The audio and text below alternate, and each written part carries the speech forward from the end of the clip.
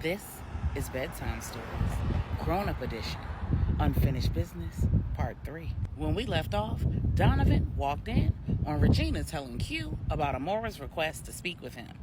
Donovan had a very peculiar reaction. That night, Angela spent the night with Q. The following morning, Veronica and Angela had a little run-in, and Angela told Q all about what happened at church on Sunday and about her meeting with Pastor Corey earlier in the day. And his response left her a little confused. That night, Angela and the children and Miss Brenda attended Bible study.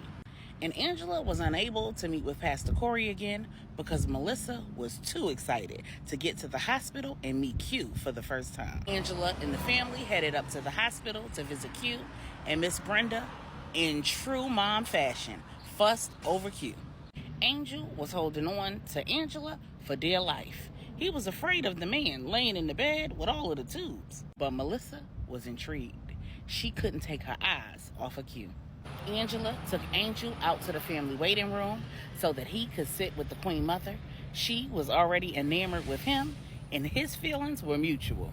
When she came back, Melissa and Q were engrossed in an intense conversation. They were signing and smiling. Melissa had made herself comfortable on Q's bed, and Miss Brenda was sitting in one of the chairs, smiling and nodding. Angela sat down in one of the empty seats and made herself comfortable, watching in amazement. She could not believe Melissa was so engaged in conversation with Q as if she'd known him her entire almost 8 years of living. When Miss Brenda said that it was time for the children to head home and go to bed, Melissa started crying and didn't want to leave. Q said, "Baby girl, you can come back and visit me again tomorrow, okay? You need to listen to your grandma and be a good girl. I'm not going anywhere. I promise." Melissa immediately stopped crying, gave him a huge hug, and allowed him to give her a kiss on the cheek. She climbed down out of the bed, took Miss Brenda's hand, and walked out of the room of her own volition. Angela was in shock. Melissa was a very well-behaved child, but she had a very difficult time with meeting new people, transitions, and not getting her way. When Q asked Angela if Melissa was always nonverbal, Angela said no. She suddenly stopped speaking after Jessica and Marcus's deaths. Q said, "I can only imagine the pain that losing both of them caused her. Was it difficult for her coming to live with you?" Angela said, "That's just it. Mom Brenda, Marcia, and Melissa stayed with me for months while I recovered. We got to know each other. She helped me with baby Angel, and we sat down with her and a therapist to discuss the options. And she said that she wanted to stay with me. We let her know that it was completely up to her. She could go back to NC with Mom Brenda and Marcia, but she was adamant." Q asked, "So when did she stop speaking?" Angela said, "Well, after they went back to North Carolina, she started asking me more and more questions. And I did what the therapist said. I gave her age-appropriate answers, but she saw right through them. She reminds me so much of Stephanie." Q asked, "How so?" Angela said, "Well, when she saw me in the hospital for a month, she realized that it was because of her mother. She had to come to grips with losing her mother, her father, and her grandmother. And based on the things that she overheard at home, at Marcus's house, and at Mom Brenda's, she was able to put two and two together. So no matter what I told her, she was always challenging my answers and telling me things that no child should know." Q said, "That's horrible." Angela said, "I know." One day, she had what I can only describe as a nervous breakdown. She started crying and screaming that Jessica had ruined her life. She was so inconsolable that I had to rush her to the hospital and have her committed. Mom Brenda and Marcia rushed back, and before she was discharged, we agreed that it might be best if she went back to North Carolina with them. But she refused. She clung to me and wouldn't let me go. And when she came home, she wouldn't let me out of her sight. That's when she stopped speaking. Eventually, we started teaching her and learning for ourselves, ASL. And it was only a matter of time that she stopped signing my name and started signing Mommy. About 6 months later, she told her therapist, completely unprompted, I'll note, that she wanted me to be her mommy forever. Q asked, "Oh, so you've adopted her?"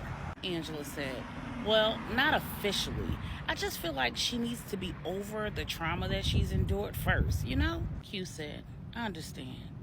But maybe what she needs to get over the trauma is to know that she's a permanent part of your family, Angie. Angela said, "You may be right." Q asked, "So tell me, Angie, how do you do it?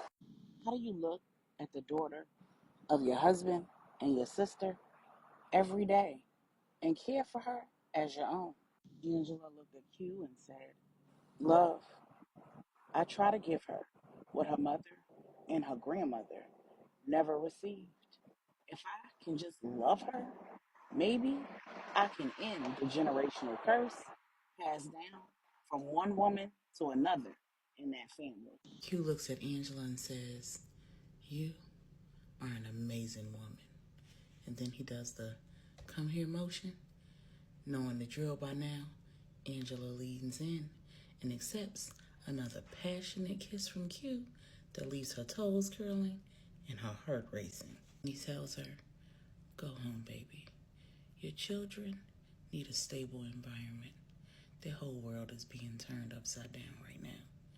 They're in a whole new city, and they need to know that no matter what, they're your first priority.